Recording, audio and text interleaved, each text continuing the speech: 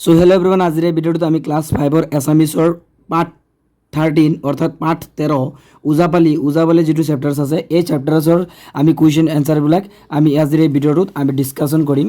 ঠিক আছে, এইটো চেপ্টাৰৰ গোটেইবিলাক আমি কুৱেশ্যন এনচাৰ এইটো ভিডিঅ'তে আমি কভাৰ কৰিবলৈ ট্ৰাই কৰিম। ঠিক আছে, তোমালোকে চাই মই দিয়া এনচাৰবিলাক তোমালোকে চাই লিখি ল'বা। ঠিক আছে, ধুনীয়াকৈ লিখি ল'বা। এইটো হ'ল ওজাপালি পাৰ্ট 13, এইটো 13 চেপ্টাৰ। ঠিক আছে, এইটো ক্লাছ 5-ৰ এছামিছৰ। ঠিক আছে, প্ৰথম যিটো তোমালোকৰ প্ৰথম কুৱেশ্যন আছে, প্ৰথম কুৱেশ্যনটো তোমালোকে চোৱা। এইটো হ'ল তোমালোকৰ প্ৰথম কুৱেশ্যন, ওজাপালি কি? ক প্ৰশ্ন এক উত্তৰ দিয়া। সৰুকৈ শ্বৰ্টকৈ লিখিব দিছে, ওজাপালি কি? ইয়াৰ উত্তৰটো হ'ব পৌৰাণিক আৰু লৌকিক আখ্যান উপাখ্যানৰ কাহিনী, গীত, পদ, নৃত্য আৰু অভিনয়ৰ মাজেদি সহজ সৰলভাৱে লোক সমাজত প্ৰচাৰ কৰা লোকনাট্য অনুষ্ঠানেই হ'ল ওজাপালি। ঠিক আছে, তাৰপিছত খ নম্বৰটো চোৱা, ওজাপালিৰ মুখ্য পালিজনক কি বোলা হয়? ওজাপালিৰ মুখ্য পালিজনক ওজা বোলে। ঠিক আছে, তাৰপিছত তোমালোকৰ গ নম্বৰ যিটো প্ৰশ্ন আছে, গ নম্বৰ প্ৰশ্নটো চোৱা, ওজাৰ লগত কোন কোন থাকে? এইটো কুৱেশ্যনটো কি? ওজাৰ লগত কোন কোন থাকে? ইয়াৰ উত্তৰটো লিখিবা, ওজাৰ লগত 5-6জনমান পালি থাকে। এইটো হ'ল তোমালোকে গ নম্বৰৰ প্ৰশ্ন। ঠিক আছে, এতিয়া ঘ যিটো আছে, ওজাপালিৰ প্ৰকাৰবোৰ কি কি? ইয়াৰ উত্তৰটো লিখিবা, ওজাপালিৰ প্ৰকাৰবোৰ হ'ল হুকনানী আৰু হুকনাৰায়ণী গোৱা ওজাপালি, ব্যাসৰ বা ব্যাস গোৱা ওজাপালি, ভাইৰা বা ভাৱৰীয়া বা ৰামায়ণ গোৱা ওজাপালি, বৈষ্ণৱী ওজা, টুকুৰীয়া ওজা আৰু আপী ওজা আদি। ঠিক আছে, এইবিলাক হ'ল ওজাপালিৰ প্ৰকাৰ। ওজাপালিৰ প্ৰকাৰবোৰ লিখিব দিছে, এইখিনি লিখিলোঁ আমি। তাৰপিছত এতিয়া কথাটো হ'ল কি, আমি প্ৰশ্ন নম্বৰ 2 চমু উত্তৰ দিয়া এইবিলাকৰ উত্তৰ লিখিম, আমি উত্তৰ লিখিবলৈ ট্ৰাই কৰিম। ঠিক আছে, ক নম্বৰত কি দিছে, ওজাপালিয়ে পৰিধান কৰা সাজপাৰ কেনেকুৱা? এটা ইম্পৰ্টেণ্ট কুৱেশ্যন। ওজাপালিয়ে পৰিধান কৰা সাজপাৰ অতি সাধাৰণ, চুৰিয়া চোলা পিন্ধে আৰু ডিঙিত চেলেং লগাই ওজাই মূৰত পাগুৰি মাৰে। এইটো হ'ল ক নম্বৰৰ প্ৰশ্ন, ওজাপালিয়ে পৰিধান কৰা সাজপাৰ কেনেকুৱা? তাৰপিছত আমি আহিলোঁ খ নম্বৰ যিটো কুৱেশ্যন আছে, ওজাপালিত ওজাই গোৱা গীতসমূহৰ কাহিনী বা ক'ৰ পৰা লোৱা হয়? ঠিক আছে, এইটো হ'ল তোমালোকৰ খ নম্বৰ প্ৰশ্ন। ইয়াৰ উত্তৰটো চোৱা, ওজাপালিত ওজাই গোৱা গীতসমূহ বেদ, পুৰাণ, ৰামায়ণ, মহাভাৰত আদিত থকা আখ্যান উপাখ্যানৰ মূল কাহিনীৰ পৰা লোৱা হয়। এইটো হ'ল আমাৰ খ নম্বৰৰ উত্তৰ। ঠিক আছে, খ নম্বৰ। এতিয়া কথা হ'ল গ নম্বৰ কুৱেশ্যনটো চোৱা, ডাইনা পালিজনৰ প্ৰধান কাম কি কি? ডাইনা পালিজনৰ প্ৰধান কাম কি কি? ইয়াৰ উত্তৰটো দেখাম এতিয়া। উত্তৰটো তোমালোকে এনেকুৱাকৈ লিখিবা, ডাইনা পালিয়ে আন পালিসকলৰ লগত গীত গোৱাৰ উপৰিও ধেমেলীয়া কথাৰে হাস্যৰসৰ সৃষ্টি কৰা আৰু ওজাৰ সৈতে কথনত ভাগ লৈ জটিল কথাবোৰ সহজভাৱে দৰ্শকৰ সন্মুখত দাঙি ধৰাই প্ৰধান কাম। তাৰপিছত আমি আহিলোঁ ঘ নম্বৰৰ কুৱেশ্যন নম্বৰ ঘ যিটো আছে, অনুষ্ঠান পৰিৱেশন কৰোঁতে কোনে কি দায়িত্ব পালন কৰে? ইয়াৰ উত্তৰটো এনেকুৱাকৈ লিখিবা, ওজাপালি পৰিৱেশন কৰোঁতে ওজাই দিশা লগাই দিয়ে আৰু অংগী ভংগীৰে নাচে। পালিসকলে খুটি তাল বজাই ভৰিৰে তাল ৰাখি ওজাই দিয়া দিশাটো দুখাৰে ডাইনা পালিজনে হাস্যৰসৰ সৃষ্টি কৰি অনুষ্ঠান উপভোগ্য কৰাত সহায় কৰে। তাৰপিছত আহিলোঁ আমি উঙ নম্বৰ যিটো আছে, উঙ নম্বৰ প্ৰশ্নটো, মহাপুৰুষ শংকৰদেৱে কিহৰ কাৰণে ওজাপালিৰ সহায় লৈছিল? এইবিলাক তোমালোকে লিখি ল'বা। মোৰ লগে তোমালোকে লিখি গৈ থাকিবা। উত্তৰটো চোৱা, মহাপুৰুষ শংকৰদেৱে নৱবৈষ্ণৱ ধৰ্ম প্ৰচাৰৰ বাবে ওজাপালিৰ সহায় লৈছিল। তাৰপিছত প্ৰথম ছ নম্বৰ যিটো আছে কুৱেশ্যন, শ্ৰীমন্ত শংকৰদেৱে প্ৰচাৰ কৰা ধৰ্মটোৰ নাম কি? উত্তৰটো হ'ব, শ্ৰীমন্ত শংকৰদেৱে প্ৰচাৰ কৰা ধৰ্মটোৰ নাম হ'ল বৈষ্ণৱ ধৰ্ম বা একশৰণ নাম ধৰ্ম। এইটো প্ৰথম 6 নম্বৰ। এতিয়া হ'ল প্ৰশ্ন নম্বৰ 3, যিটো শব্দৰ লগত অৰ্থ মিলাও আহা। এতিয়া কথাটো হ'ল, এইবিলাক হ'ল শব্দ, এইবিলাক হ'ল অৰ্থ। শব্দৰ লগত অৰ্থ মিলাব দিছে। শব্দ চোৱা, দুহাৰে, ইয়াৰ অৰ্থটো হ'ব তোমালোকৰ পুনৰ গায়। ঠিক আছে, পুনৰ গায়। তাৰপিছত শৈষ্ঠৱৰ অৰ্থটো হ'ব সুন্দৰ। দোলাইৰ লগত মিলাবা লৰাই, মানে দোলাইৰ অৰ্থটো হ'ব লৰাই।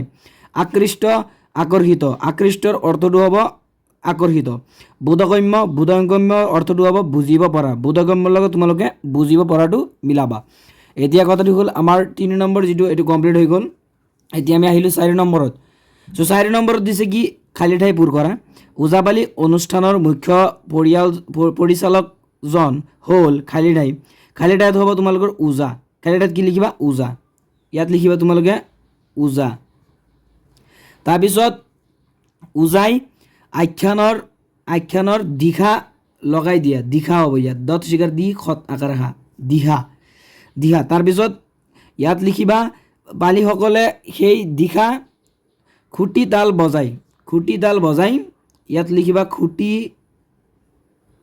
তাল বজাই দুহাৰে ডাইনা পালিয়ে ইয়াত লিখিবা কি ডাইনা পালিয়ে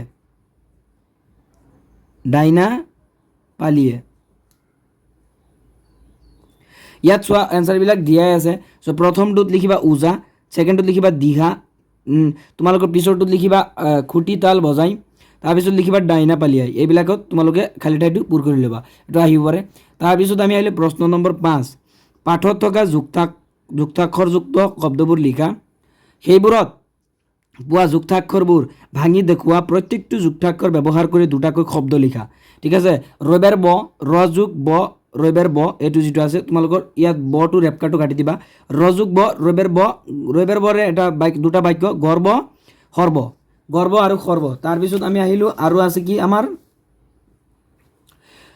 হকেশ ক এটো হ'ব তোমালোকৰ দন্তীয় খ যোগ ক হকেশ ক স্কুল সংস্কৃত খ যোগ উদ্দেশ্য খ ইয়াকৰে ক্ষ ব্যাখ্যা বিখ্যাত এইবিলাক লিখি ল'বা নৈন্য ন যোগ নৈন্য অন্ন বিভিন্ন সবেশ্ব এটো কি তোমালোকৰ দন্তীয় খ যোগ ব সবেশ্ব স্বাধীন স্বৰূপ হতেষ্ট তোমালোকৰ মদিনীয়া হ যোগ মদিনাট্ট হতেষ্ট কষ্ট ন হতেষ্ট কষ্ট নষ্ট এইবিলাক লিখি ল'বা সৈন্যস্ন বিষ্ণু সহিষ্ণু তৈৰেত্ৰ তযোগ ৰ তৈৰেত্ৰ ত্ৰাণ পৰিত্ৰাণ নৈদন্ধ নযোগ নৈদন্ধ অন্ধ গন্ধক নৈদন্ধৰে যদি তোমালোকৰ দুটা বাক্য লিখিব দিয়ে তোমালোকে লিখিব অন্ধ গন্ধক এইবিলাক লিখি ল'বা তাৰপিছত আমি আহিলো প্ৰশ্ন নম্বৰ 6 শব্দ গঠন কৰিব দিছে কিহেৰে খোল লক লুন বন গুফ কাহ জোৰ নাও এইবিলাকেৰে কি কৰিব দিছে শব্দ গঠন কৰিব দিছে খোলটো হ'ব খুলিয়া ঠিক আছে তোমালোকৰ খোলটো হ'ব খুলিয়া লুনটো হ'ব লুনিয়া গুফটো হ'ব গুফিয়া জোৰ জুৰিয়া লক লগৰীয়া বন বনৰীয়া কাহ কাষৰীয়া নাও নাৱৰীয়া তাৰপিছত বাক্য ৰচনা মোষ্ট ইম্পৰ্টেণ্ট ইয়াৰ পৰা বাক্য ৰচনা আহে তোমালোকে বাক্য ৰচনাবিলাক শিকি লোৱা ক নম্বৰ দিছে খুটিতাল এটো লিখিবা বেটু বা খুবলি নথকা কাষৰ সৰু তাল বাক্য ৰচনা তাৰপিছত খ নম্বৰত কি দিছে খুটি খা নিজৰ ঠোঁট বা খাতেৰে ধৰি আখাৰ খা ইয়াৰ অৰ্থবিলাক তাৰপিছত খুটি গছা মাটিত খুটি পুতাৰ ধৰে পুতি থব পৰা সৰু গছা খুটি নাটি কোনো বিষয়ৰ সৰু সুৰা কথা আঁতিগুৰি তাৰপিছত খুটি পুত থাকিবলৈ ঠাই ল তাৰপিছত প্ৰথম নম্বৰত কি দিছে খুটি ধৰা চটাই ধৰা তাৰপিছত দ্বিতীয় নম্বৰত দিছে খুটি পৰস্পৰক বা ইটোৱে সিটোক আঘাত কৰা কাৰ্য এইবিলাক তোমালোকৰ কি কৰিব দিছে বাক্য ৰচনা কৰিব দিছে সো উত্তৰবিলাক চোৱা উত্তৰবিলাক তোমালোকৰ এইবিলাক প্ৰশ্ন আছিল এইবিলাক উত্তৰ খুটি তাল যেটো আছে ইয়াৰ তোমালোকে এইবিলাক হ'ল প্ৰশ্ন ঠিক আছে এইবিলাক হ'ল প্ৰশ্ন ইয়াৰ উত্তৰবিলাক হ'ল এইবিলাক তোমালোকে চোৱা ক নম্বৰ দিছে খুটি তাল ইয়াৰ এনসাৰটো চোৱা দিখা নামত খুটি তাল বজায় তাৰপিছত খ নম্বৰ চোৱা খুটি খা ইয়াৰ উত্তৰটো লিখিবা চৰাই পোৱালিটো খুটি খাব পৰা হৈছে তাৰপিছত গ নম্বৰত লিখিবা খুটি গছা গোসাঁই ঘৰত খুটি গছাত চাকি লগায় তাৰপিছত ঘ নম্বৰ যেটো আছে তোমালোকৰ খুটি নাটি কাম কৰিলে খুটি নাটি মাৰি কৰিব লাগে উঙত আছে খুটি পুত হৰিয়া ৰামৰ ঘৰত একেবাৰে খুটি পুত লৈহে এৰিলে তাৰপিছত প্ৰথম ছ নম্বৰ খুঁটি ধৰাটো লিখিবা খুঁটি ধৰাত বহি নাম কীৰ্তন কৰে। তাৰপিছত দ্বিতীয় ছ নম্বৰ খুঁটি কৰি শান্তি বিঘ্নিত কৰিব নাপায়। ঠিক আছে, তোমালোকে যিবিলাক এক্সামত যেতিয়া এনচাৰবিলাক লিখিবা বাক্য ৰচনা যেতিয়া কৰিবা তোমালোকে এই বাক্য ৰচনা কৰাৰ পিছত তোমালোকৰ যিটো খুঁটিতালৰ তলত তোমালোকে আঁচটানি দিবা, এইটো আণ্ডাৰলাইন কৰি দিবা। এইবিলাক কৰিলে বহুত মানে ভাল, তোমালোকৰ এক্সামিনাৰে মানে যিজন বহি চাব বহিটো কাটি নিদিয়ে, তোমালোকে ফুল মাৰ্কছ পাবা। খুঁটি খাৰ তলত তোমালোকে আঁচটানি দিবা। খুঁটি গছা খুঁটি গছাৰ তলত তোমালোকে আঁচটানি দিবা। খুঁটি নাটিৰ তলত আঁচটানি দিবা। খুঁটিৰ পুতৰ তলত আঁচটানি দিবা। তাৰপিছত খুঁটিৰ ধৰাৰ তলতো তোমালোকে আঁচটানি দিবা। খুঁটিৰ তলত এইবিলাক কৰিলে তোমালোকৰ মানে মাৰ্কছটো কাটা নাযায়। চ' এইখিনিয়ে আছিল আমাৰ ওজাপালি চেপ্টাৰ্ছটো। চ' আজিৰ এই ভিডিঅ'টোত এইখিনিয়ে আছিল। তোমালোকে চেনেলত নতুন আহিলে চেনেলটো ছাবস্ক্ৰাইব কৰি দিবা। থেংকছ ফৰ ৱাচিং।